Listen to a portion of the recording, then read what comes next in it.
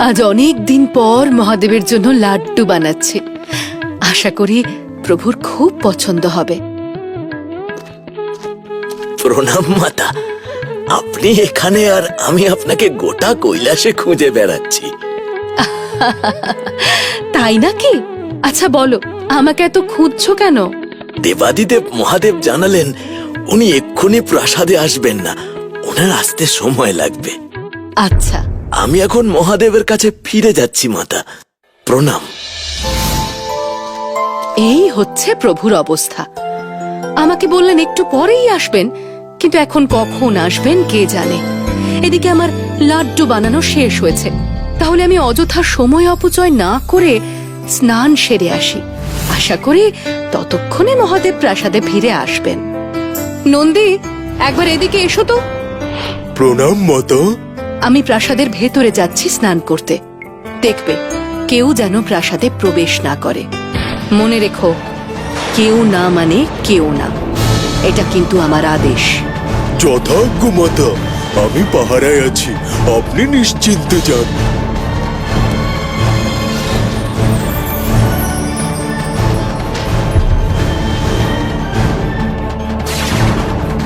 আমার চোখের আড়ালে একটা মাছিও ঢুকতে পারবে না। আমি নন্দী, আমি আছি মাতা পার্বতীর পাহারায়। প্রণাম প্রভু। তুমি দেবী পার্বতীকে দেখেছ? আমি ওনাকে খুঁজে পাচ্ছি না। হ্যাঁ প্রভু, মাতা প্রাসাদে প্রবেশ করেছেন স্নান ঘরে। আমাকে এখানে পাহারায় রেখেছেন, যেন কেউ ভেতরে প্রবেশ করতে না পারে। আমায় এখনই পার্বতীর সাথে একবার দেখা করতে হবে। কিন্তু প্রভু, মাতা যে আমাকে আদেশ দিয়েছেন কেউ যেন প্রাসাদে প্রবেশ করতে না পারে, তার কি হবে? দেখো নন্দী, পার্বতীর সেই আদেশ অন্যের জন্য, আমার জন্য নয়। আমি তার স্বামী, তিনি আমায় প্রবেশ করায় বাধা দেবেন না। তাই প্রাসাদের দরজা থেকে সরে দাঁড়াও। ঠিক আছে প্রভু, আপনি যখন বলছেন তাহলে আমি সরে যাচ্ছি। মাতার নির্দেশ অমান্য করতে আমি বাধ্য হলাম আমার প্রভুর সামনে।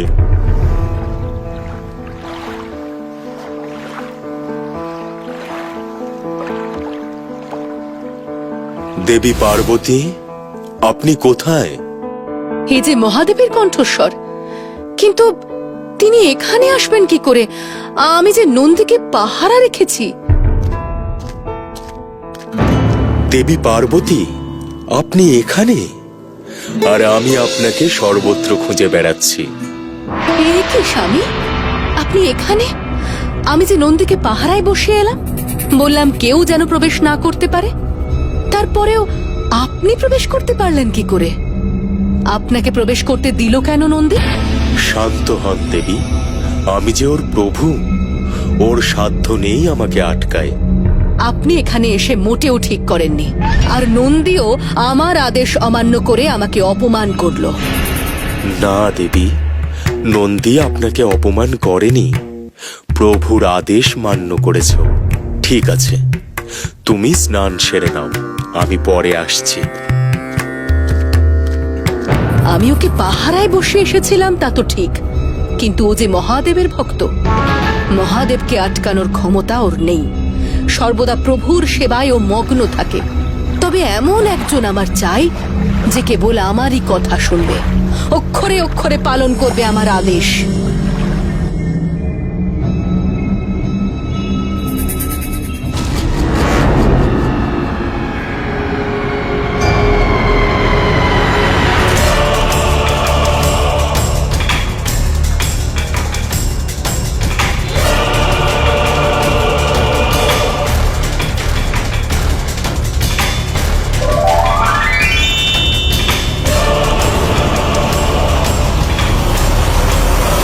প্রণাম মাতা। তুমি গৌরী পুত্র গণেশ। গণেশ, তুমি সমগ্র কৈলাস ঘুরে দেখো।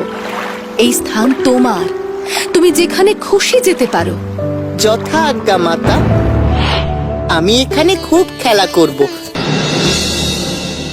গণেশ, পুত্র গণেশ, কোথায় তুমি? পুত্র গণেশ, এসো, এইদিকে এসো। হ্যাঁ মা, বলুন। এই তো আমি। কি আজ্ঞা আমার জন্য? এইবার আমি স্নানে যাচ্ছি, তবে মনে রেখো কেউ যেন এই প্রাসাদে প্রবেশ করতে না পারে। এটা আমার আদেশ। তুমি এই দরজার সামনে থেকে পাহারা দাও, আমার কথা যেন অমান্য না হয়। যথা আজ্ঞা মা। আমি এই দরজার সামনে আপনার আদেশ মতো বসে রইলাম। আমাকে অতিক্রম করে এই প্রাসাদে প্রবেশ করবার সাহস বা সামর্থ্য কারোরই হবে না। আপনি নিশ্চিন্তে স্নানে যান। মাতার আদেশ, বাতাসও প্রাসাদে প্রবেশ করতে পারবে না।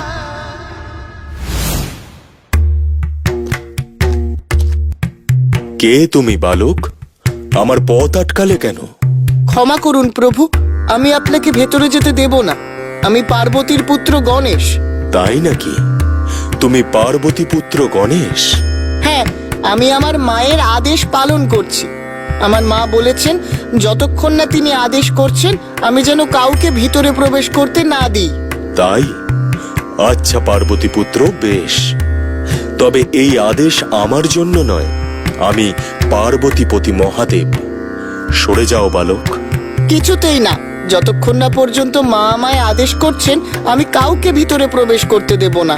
এমনকি বাতাসেরও এই প্রাসাদে এখন প্রবেশ নিষেধ। আমি বাতাসকেও প্রবেশ করতে দেব না। জেদ করো না বালক, সরে যাও বলছি। এ অসম্ভব। কে? অসম্ভব?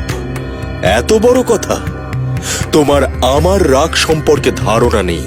আমি রেগে গেলে সৃষ্টি ছারখার হয়ে যায় বালক। আমার পথ থেকে সরে দাঁড়াও। শান্ত শান্ত হয়ে যান প্রভু, আমি ওকে বোঝাচ্ছি। বালক, তুমি সরে যাও প্রভুর রাস্তা থেকে, নইলে বিরাট বড় ক্ষতি হয়ে যেতে পারে। তুমি আর জেদ করো না, ভবিষ্যৎ নিয়ে ভাবো। ভবিষ্যতে পরিণাম যাই হোক না কেন আমি আপনাকে পথ ছেড়ে দিতে পারবো না। এ কি গণেশ, তুমি এখানে? এটা তোমার খেলার জায়গা নয়। সরে যাও, সরে যাও প্রভুর রাস্তা থেকে। সূর্য পশ্চিমে উঠতে পারে, কিন্তু গণেশ নিজের কথা থেকে সরে দাঁড়াবে না। আমার মায়ের আদেশ পালন করা আমার পরম ধর্ম। মূর্খ বালক, সরে যাও। তুমি কিন্তু আমার ধৈর্যের পরীক্ষা নিচ্ছ। ফলাফল ভালো হবে না। প্রভু প্রভু শান্ত হন প্রভু, আমি দেখছি ও তো ছোট্ট, কিচ্ছু বোঝে না। আমি ওকে সরিয়ে দিচ্ছি বুঝিয়ে সুঝিয়ে। ভালো কথায় কাজ না দিলে নিজের অস্ত্র দিয়ে ভয় দেখাও। আমি আর এখানে দাঁড়াবো না। দেখো বালক, প্রভুর পথ থেকে সরে যাও। উনি রেগে গেলে অনর্থ হয়ে যাবে। আমার কথা শোনো, শোনো দয়া করে। তোমার কথায় আমি পথ থেকে সরবো না। ক্ষমতা থাকলে সরিয়ে দেখাও। কি? এত বড় কথা? তুমি উপরন্তু আমাকে চোখ দেখাচ্ছ? শোনো, আমার কিন্তু অনেক শক্তি। আমি মুখের কথায় বিশ্বাস করার পাত্র নই। তোমার শক্তি থাকলে প্রয়োগ করো, দেখি তোমার কত শক্তি। তবে রে,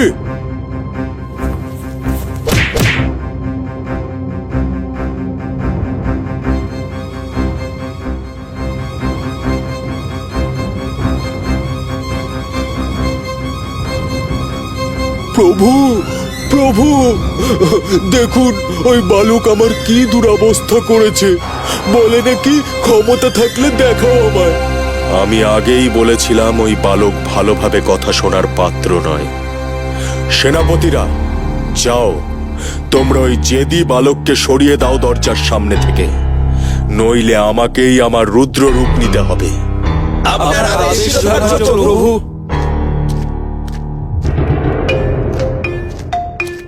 ওই নন্দী নিজে হেরে এবার দল পাঠিয়েছে। কোনো ব্যাপার না, এবার তোমাদের সবাইকে আমি মজা দেখাবো। চলে এসো তোমরা, দেখি কার গায়ে কত জোর। এই কি, ওইটুকু ছোট্ট বালক গণেশকে না বুঝিয়ে মহাদেব নিজের সেনা পাঠালেন ওর সাথে যুদ্ধ করতে? না, আমাকে এর মধ্যস্থতা করতেই হবে।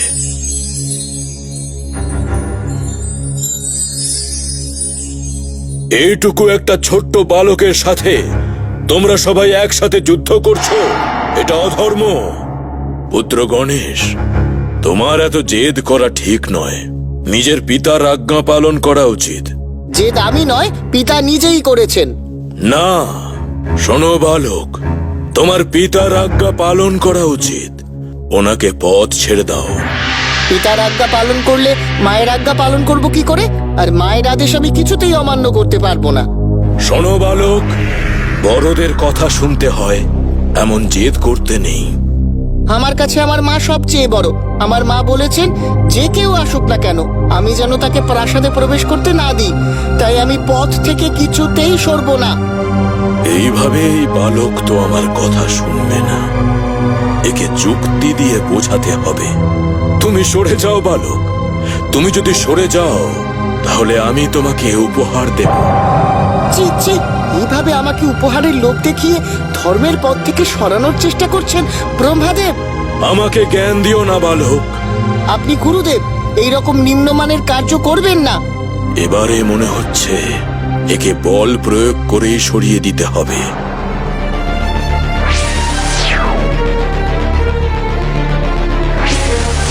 এ কি করে সম্ভব?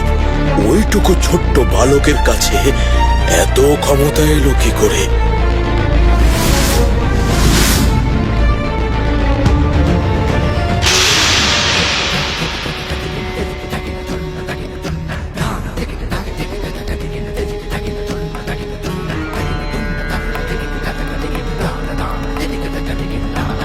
শান্ত হন দেবাদিদেব মহাদেব। এবার পুরো সৃষ্টি ধ্বংস হয়ে যাবে আপনার রাগের আগুনে। বন্ধ করুন আপনার এই তাণ্ডব নৃত্য। শান্ত হন প্রভু, শান্ত হন প্রভু। অনর্থ অনর্থ হতে চলেছে এবার। মহাদেব যে রেগে আগুন।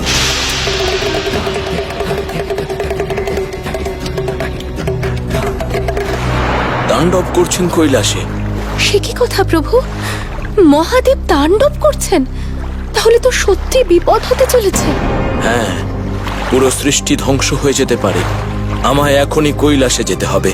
শান্ত করতে হবে মহাদেবকে। আমিও যাব আপনার সাথে। সেখানে দেবী পার্বতীর সাথেও একবার দেখা করে নেব। আচ্ছা বেশ, তুমিও চলো প্রিয়ে।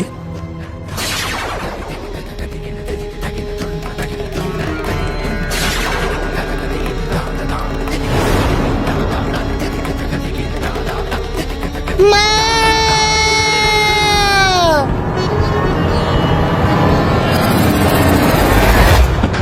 না না, এ কি? মহাদেব আমার গণেশকে হত্যা করলেন? না, উনি নিজের পুত্রকে হত্যা করতে পারেন না। গণেশ, পুত্র গণেশ, পুত্র গণেশ, ওঠো ওঠো পুত্র। স্বামী, হে আপনি কি করলেন?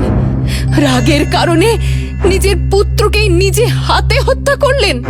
আর উপস্থিত সমস্ত দেবতারা সবাই মুখ বন্ধ করে এই অন্যায় দেখলেন। ব্রহ্মা, বিষ্ণু, মহেশ্বর তিনজনেই উপস্থিত। ছি ছি ছি ছি ছি, কারোরই এই ছোট্ট শিশুর ওপর দয়া হলো না?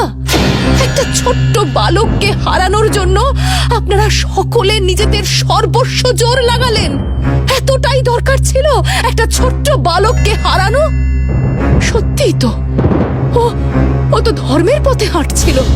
ওকে অধর্ম করতে জোর করেছিলেন আপনারা। এখানে এখানে ওর দোষ কোথায় ছিল বলুন আপনারা? আপনারা চুপ করে আছেন কেন? বলুন বলুন। ছোট গণেশের প্রাণ নিয়ে আপনার রাগ কি শান্ত হয়েছে স্বামী? যদি না হয়ে থাকে তবে আমারও প্রাণ নিয়ে নিন। এ আপনি কি বলছেন দেবী? আমি আমি আমার পুত্রকে জীবিত ফিরে পেতে চাই। ওকে প্রাণ দান করতে হবে। তা না হলে আমিও প্রাণ ত্যাগ করব। আমার পুত্র তো নির্দোষ ছিল। আমি ন্যায় চাইছি। আমাকে ক্ষমা করুন দেবী, তবে ওর প্রাণ ফেরানো যে সম্ভব নয়। তবে আমি এক্ষুনি এখানে আমার প্রাণ ত্যাগ করব। হে মহাদেব, আপনি আপনি আপনার রাগের কারণে নিজের পুত্রকে হত্যা করেছেন।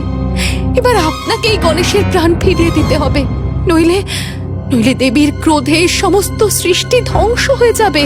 রাগের বশবর্তী হয়ে যে কাজ আপনি করেছেন তার এটাই একমাত্র প্রায়শ্চিত্ত। কিন্তু ত্রিশূলের আঘাতে কেটে যাওয়া মুন্ডু পুনরায় জোড়া দেওয়া কখনোই সম্ভব নয়। এখন একটাই উপায় আছে, অন্য কোনো বালকের মাথা যা আপনার ত্রিশূলে কাটা হয়নি তা জুড়ে দেওয়া হোক গণেশের ধড়ের সঙ্গে। যাও নন্দী ভৃঙ্গি, তোমরা যাও, এমন একজন বালকের মাথা নিয়ে এসো যার মুখ উত্তর দিকে আর তার মা তার দিকে পিঠ ফিরে আছে। যথাজ্ঞা প্রভু।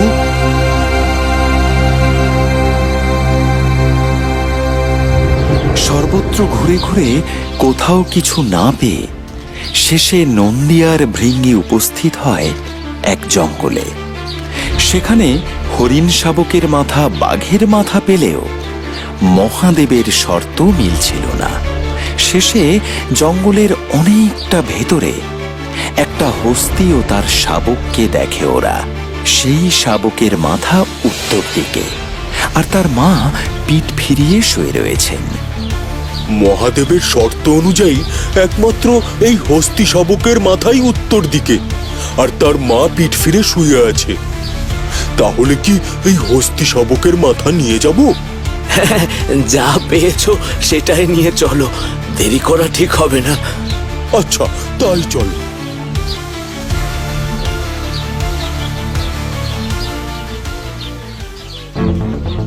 তোমরা কি মূর্খ? এ কি নিয়ে এসেছো তোমরা? আপনি যা আদেশ করেছেন সেই আদেশ অনুসারে একেই আমরা পেয়েছি। ভাবতে বসার সময় আর নেই। এই হস্তি শাবকের মুন্ডু গণেশের ধরে প্রতিস্থাপিত করুন।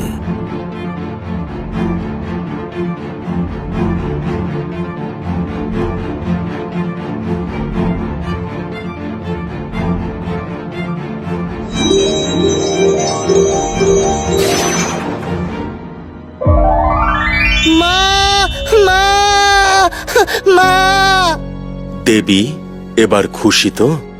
মহাদেব, আপনি ওকে জীবন দান তো দিলেন, কিন্তু এই রূপ দেখে সবাই যে ওকে নিয়ে হাসবে।